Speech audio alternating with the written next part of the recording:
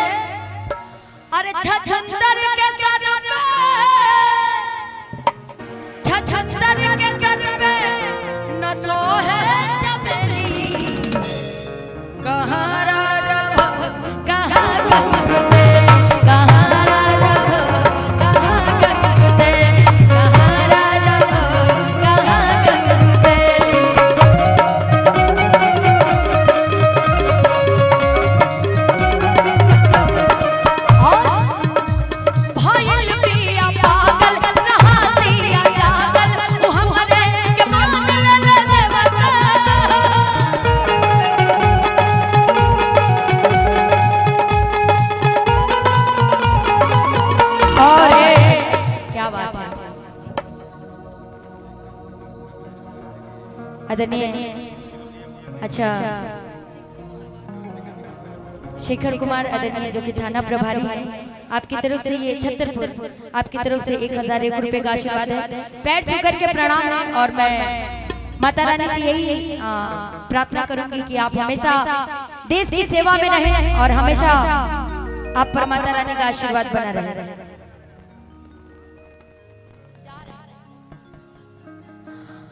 हो भइल भी पागल रहती अजागल, वो हमरे के मान ले देवता कि शादी करवाती, और बाजा बजवाती, छपा ले बता। अरे पूजा कर लेके धूप बत्ती, के पूजा कर लेके धूप बत्ती, पगली देखावे अगरबत्ती, पगली देखावे अगरबत्ती, हो पगली देखावे अगरबत्ती। अब जिया बैठ क्या जाने मुझे दिल की बीमारी है।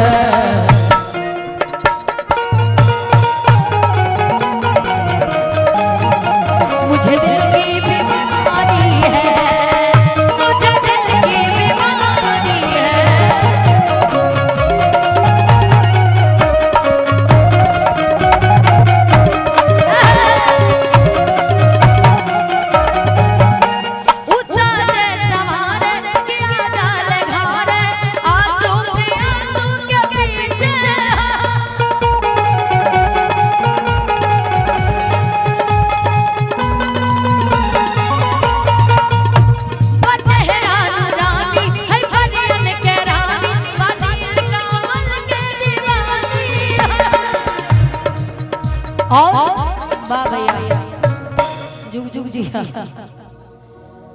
अरे बजहरानु रानी कैसा नशा चढ़त रे ले बाटे परियन के रानी, अब ज्योति माहिर के दीवानी।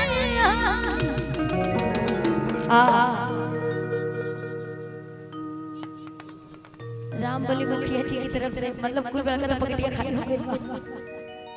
बहुत बहुत धन्यवाद भैया, मैं मजाक कर रही हूँ, और प्यार आशीर्वाद बड़े सौभाग्य से मिलता है। अरे पूजा कर लेके धूप बत्ती, अब पगली हो पगली, अरे देखावे अगरबत्ती। अब एगो गाना बड़ा वायरल पता का, अरे ना बर्बादी हमर का बर्बादी मन बता कोहरा ना ना जोनी कोहरा शादी अरे आँख भइल लाल कौनो कांड कैले बड़ा आज बोला कौना के रिमांड कैले बड़ा आ दीदिया से मिलल हटे खुफिया खबर तू दहेज में तू नाली के डिमांड कैले बड़ा। लेकिन एगो गाना बड़ा पुराना पता का कि लुटी गई नैया